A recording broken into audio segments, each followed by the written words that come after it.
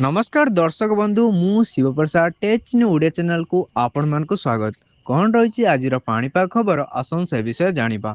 जदि प्रथम थर पई आम चैनल को विजिट करथिबे ताने आम चैनल को सब्सक्राइब करि नियंतु, जा फल प्रत्येक दिन पाणीपाग खबर आपण सर्वप्रथमे देखि पारिबे।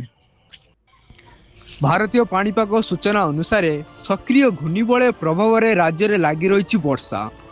आज बढ़ वर्षार परिमाण बालेश्वर भद्रक और केन्द्रापड़ा प्रबल वर्षा हो पारे।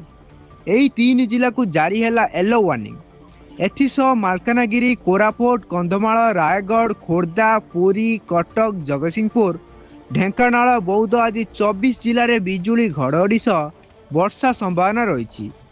आसंता काली सारा राज्य में वर्षा नहीं जारी होइछि येलो वार्निंग। तो 4 दिन जाए राज्य में लगी रहिबो वर्षा। आसंता काली सुधा उत्तर बंगोपसागर रे अंचल रे पुणी एक घूर्णिबलय सृष्टि हो पारे। यह विशेष घनीभूत हेबार संभावना नहीं, तथापि यह प्रभाव रे किछि स्थान रे बिजुली घड़घड़ी सह स्वल्प वर्षा हो पारे। तो ओडिशा रो मौसुमी वायु विदाय नेबार समय 15 तारिख होइथिबा बेले आगामी 5 दिन मौसुम विदाय नेबा पई अनुकूल नथिबा सूचना देछि आंचलिक पाणीपाग विभाग।